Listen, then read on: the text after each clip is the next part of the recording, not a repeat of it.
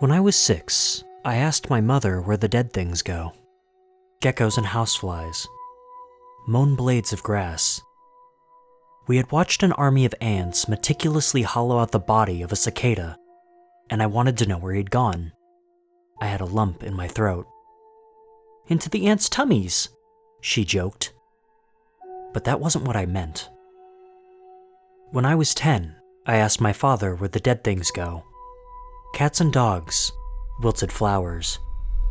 We were at the wake from my little brother's little league coach, who'd passed away from a heart attack. Everyone looked to be in pain. The room was uncomfortable. People wouldn't stop crying, and I had a stone in my chest. "The dead go to heaven," my father said. But I didn't know what he meant. We weren't religious, never attended church. I could see the casket of the little league coach, and knew he was and wasn't there. When I was 16, I leaned into the occult. I befriended Wiccans and Goths, attended seances, and paid fortune tellers to read my palm. At every opportunity, I asked the same question: where did the dead things go? No common answer satisfied me. To heaven, to hell, into the spirit realm, into the ether, to dust.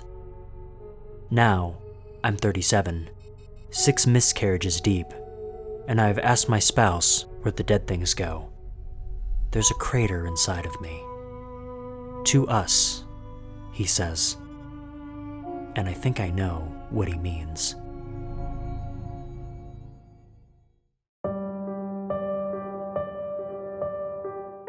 Luke held the letter with shaky hands, trying hard to process what he was seeing. No, it can't be, he thought. Jumping from disbelief to anger, he could not settle his mind on what the situation was. If this wasn't a prank, then the other option was impossible. His eyes scanned over the words, paying close attention to the handwriting. It was most definitely his wife, Susanna's handwriting. But how could that be? She'd been dead for 5 years. He took time to investigate the envelope, which was as ordinary as they come. There was no return address, just his written on the center. If it really was Susanna, then he wasn't sure whether to be elated or deeply saddened. Yet, like emotions can be sometimes, it was both. Tears welled up as he thought on the words she used, and realized that it sounded just like her. It was obvious from the letter that she was sad, expressing how much she'd missed him and wished they could be together again. The more Luke thought about it, he decided that he would burn the letter. He'd gotten so far in grieving and was almost ready to move on. This would just pull him back into depression again. So, with a heavy heart, he started a fire and whispered his goodbyes to his wife. He poked the letter and fire around until nothing was left but ash. Before long, the warmth from the fire soothed him and he fell asleep in his chair. The next day, Luke went on about his routine, and before he knew it, he was home from work. As he walked into the door, he sorted the junk mail from the rest. And that was when he saw it. Another letter. He threw it on the dining table and stood, unmoving, watching the envelope as if he expected it to do something. Then he just sat and stared at it. Over time, curiosity won over trepidation. Unfolding the letter, he read, "Luke, this has been so hard for me to be away from you. I just really need to speak to you again. It's taken time, but I'm in a better place now than I was. Even then, I want to hear from you one last time. Even if we can't embrace again, we can still talk, can't we? It's okay if you don't want to write back because it's too difficult. I'll understand. But can you try, at least once, for me? I will await your consideration. Yours forever, Susanna." Exhaling slowly, Luke tried to wrap his head around it all. Perhaps he was losing his mind and should talk to someone. Talk to someone, he said aloud. There was a simple way to settle his mind on this supernatural matter, so he made the phone call. The next day, His brother came over, and they engaged in small talk. "So, what is this you invited me over for? It sounded important." "Yes, this is gonna sound weird, but hear me out." Luke laid the envelope on the table in front of his brother. "This showed up in my mailbox the other day. There was one before it, and I burned it." "Are you being blackmailed?" No. It's unbelievable, though. It's a letter." "Okay, so what?" "From Susanna." His brother eyed him suspiciously, looking for any sign of deception. "From Susanna?" "Yes, it's in her handwriting. It's the same way she speaks. I thought it was a horrible prank, and I was so angry, but it has to be her. Just read it, please." With caution and a dark curiosity, his brother picked up the letter and began to skim over the page. After a couple of seconds, he gave Luke a sidelong glance. "What is this you're trying to pull?" "What? I'm not trying to..." "Luke, it's blank, come on. This is some stupid joke. About your deceased wife, no less? Have you lost it completely?" "No, look at me. There is writing on it. I've been doing great. That's why it's so shocking to me, because I'm not sad. I'm not looking for her. It just came to me out of the blue." "Well, if you're not sad, then you're crazy. It's just a blank piece of paper." The brother stood up and stormed out of the house. "And don't talk to me about this again. It's a waste of my time and energy." Luke stood at the front door, dumbfounded. He glanced at the paper and still saw the words scrawled across the page. "So only I can see it. Something utterly strange is going on here." Not knowing what else to do, he sat in front of the fire and thought the situation over. He grabbed a piece of paper and a pen, then took to writing. 10 minutes later, he finished his response to Susanna and put it in the mailbox with the flag raised. Now, time was all he needed. A week later, Luke no longer expected anything back.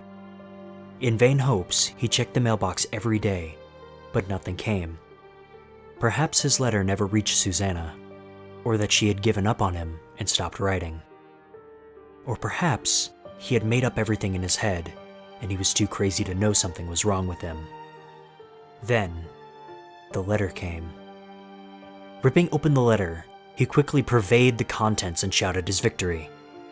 They were able to reach each other after all, as she responded to everything he mentioned in his letter. Luke had stumbled upon something marvelous. Melancholy indeed, but also marvelous. So he wrote back, excited to write his beloved once more and talk about life. This continued for some time, but he never mentioned any of it to his family. Since his brother was mad enough over the whole thing, he acted as if it never happened. All things considered, Luke was quite happy. Until one day, the letters stopped. Luke wrote back every day since, hoping it would somehow stir a reaction, but it never did. In fact, the letters returned to him, despite not listing the return address. It wasn't a fluke. The letters just weren't getting to Susanna anymore. So he waited and waited. An unknown amount of time went by, and Luke was awakened by a knock at the door. He was instantly intrigued as no one came to see him at this hour. In fact, he had fallen asleep in front of the fire again, and it was quite late. He called out for whoever it was, but they only responded with more knocking. It felt very ominous, but he was prepared for any intruders with a Louisville slugger. There was no way for him to get a clear view of his doorstep, so he cracked the door open just enough to get a clear view. When he saw who it was, he dropped the bat in astonishment and opened his door. Two women sat together on a front porch, gazing across the street as they sipped tea and conversed. Most would imagine a tea talk during sunny weather, but these two loved the opposite even more. The rain was coming down, creating a very interesting atmosphere along with a pleasant ping on the roof. "That's odd. the first woman said. What's that? My neighbor across the street. She hasn't been outside today. Well, that's not strange. The weather's terrible. Not for her. I always see her checking her mailbox, even after the postman's come. Really? Why would she come out again if she's collected her mail? The first woman got a funny look, and the second knew something was amiss. What? Why are you looking that way?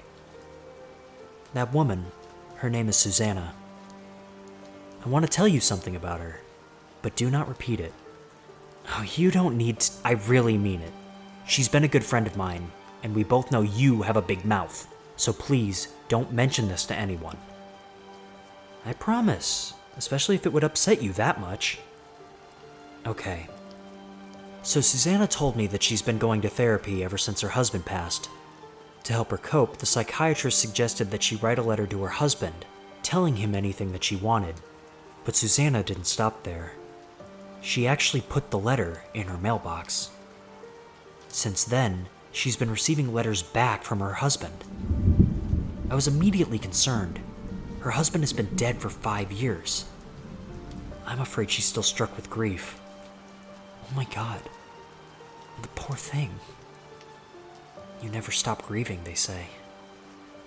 I couldn't believe it, of course. I didn't want to play into any delusion that she may have. So I told her to show me the letter, and she did. It was just a blank piece of paper. Oh.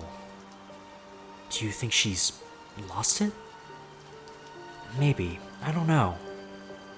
She has been feeling under the weather lately, so maybe that's got something to do with it.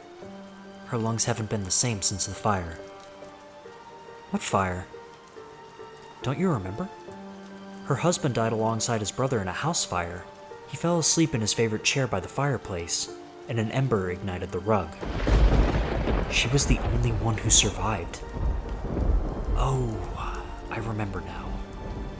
That was so horrible. It was. Come to think of it, maybe I should go check on her. I'm starting to think something might be wrong.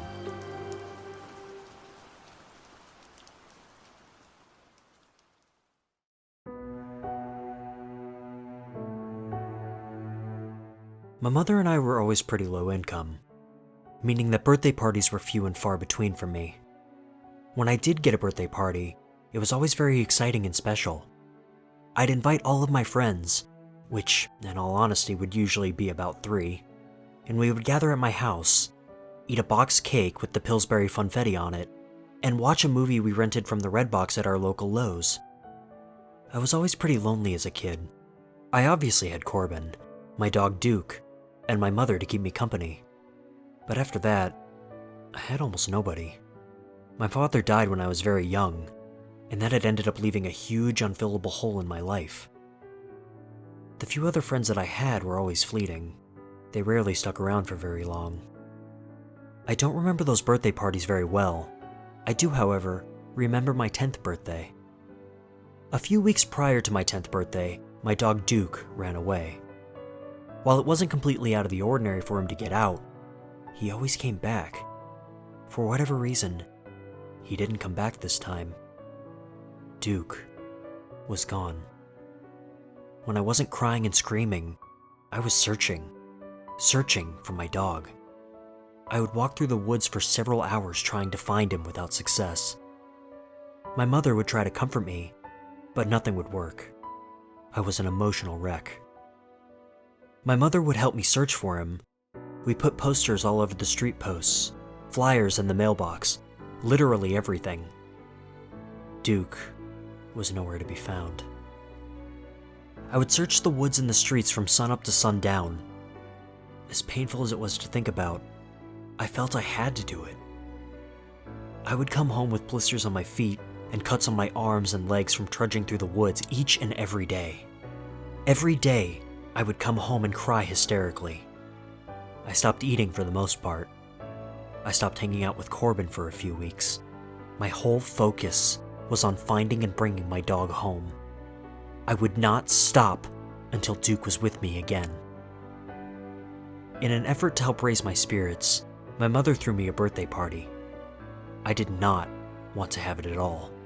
I felt as if I didn't deserve it because I had not yet found Duke. I hated that people were celebrating me while my dog was potentially suffering in the woods or stolen by a bunch of strangers.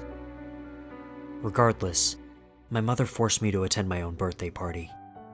She rented out a couple of lanes at the local bowling alley for the weekend of my birthday. We walked into the bowling alley, the sticky green carpet squishing underneath our feet. The walls were a disgusting yellowish color, and the carpets and seats reeked of cheap cigarettes and the body odor of either middle-aged men or children who haven't showered in several months. We walked up to the shoe counter to grab our bowling shoes. The man at the counter was rather old, likely in his late 60s. His teeth were the same ugly shade of yellow as the walls. His teeth were caked in plaque. His clothes were disgusting. His facial hair was extremely patchy, and his nose hair was long enough to braid. He stared at me, knelt down, his arthritic joints cracking the whole way down. He looked me in the eye, and in what was probably his happiest voice he could muster, he said, "You must be the birthday boy." He sounded as if he had been smoking since the day he was born. I immediately thought of the chocolate lady from SpongeBob. I told him that I was, and that I needed a size 8 shoe. I put on my shoes and walked over to our lanes. More people showed up than what I expected. All of my family and friends had showed up. Corbin was there too. It had been so long since I had seen him that I just had to give him the biggest bear hug I have ever given in my life. For the first time in what seemed like a lifetime, I felt good. I felt like the darkness of normal life had paused for a little while, and that I was allowed to be a kid again. We had 2 hours to bowl, and then we were able to eat cake and open presents. I've never really been great at bowling, but I did manage to win a game that day. It felt amazing to have a win finally. Due to my lack of bowling experience, we did bowl with the rails up. Everyone else was against it, but I couldn't bowl without it honestly, and it helped me win that game tremendously. I remember seeing the table of gifts and thinking that there was too much and I'd never be able to take it home with me. There was one that was particularly big. Me and Corbin took turns guessing at what it was. I thought it was maybe a TV or something, and he agreed with me. And what else could it be? It was the perfect size for that. I decided I was going to open that last. We finished bowling and went into the party room. When we walked into the party room, we noticed yet another disgusting smell. It smelled like death. There was a mouse dead and a have a heart trap on the floor. It looked like it had been there for several days. It was just a small pile of rotting flesh. My mom freaked out a little bit, but eventually took care of it. We threw my Transformers tablecloth over the long plastic tables in the room and started to hand out the pizza and drinks. Like any normal kid, I got a slice of pepperoni and a glass of root beer. I was in heaven. I was surrounded by all of my favorite people, eating my favorite food on my favorite day. I could not have been more happy. We finished up our pizza and drinks, and the lights went out. The doors shut, and everyone got quiet. My mom lit a lighter, and everyone began to sing happy birthday. They finished the song, lit the candles, and waited for me to blow them out. Now everyone knows that when you blow out the candles on a birthday cake, you're supposed to make a wish. I wished for my dog to come back. My wish would soon come true. I began opening the gifts. I opened the cards from distant relatives that all had the same message saying something like, "Enjoy your special day," or something like that. Most of the cards come with a $10 gift card from Walmart or some other store. I got some Pokemon cards, Legos, and that kind of stuff. The normal birthday gifts for a 10-year-old boy. I opened Corbin's gift, and he got us a pair of matching necklaces. It was absolutely amazing. I still have it to this day. It's a thin chain that had little charms of guitars, tents, and dogs on it. I got it on immediately and opened the next box. My mother got me one of those SpongeBob plug-and-plays for the TV. It was the early 2000s, so we didn't have too many options as far as consoles for young kids.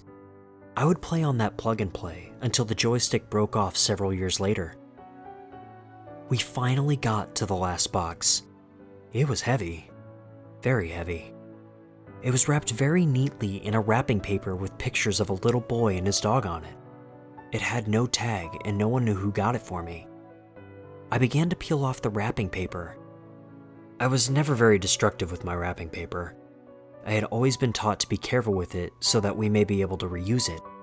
I peeled off all of the tape and slowly pulled the box out of the wrapping paper. It was a box for an old HP printer. I opened the box and looked inside and saw a lump of blankets along with a Polaroid of my dog. I took the blankets out, and there he was. My dog was in the box. My dog was dead inside of this box. I pulled him out of the box, and the room turned into utter turmoil. I had a death grip on Duke. I thought that maybe by some grace of God that I might be able to bring him back. But I couldn't. Duke was dead. I held on to him as tightly as my arms would allow and cried violently. I screamed. My mother tried to pull the dog away from me, but there was nothing separating me from my dog again. His body was stiff and cold. He was skinnier than I had ever seen him. He starved. There was no life left in his eyes. The normal happiness that I remembered seeing in him was gone. It was replaced by nothing. Just an empty void that used to be filled with life. He had died earlier that day or the day before, and someone delivered him to me for my birthday. My wish came true in the most horrible and disgusting way. All of that effort in finding him, just to find him dead in a box that I was excited to open. Even now as I write this, I feel emotional. I continue to miss that dog. It's hard to say goodbye. I wish that I had been more vigilant and had not let him get away. I wish that I had found him before he met his untimely fate. I wish I hadn't opened that box. I wish for a lot of things, but only one came true. I got my dog back. Curiosity killed the cat, and man killed the dog.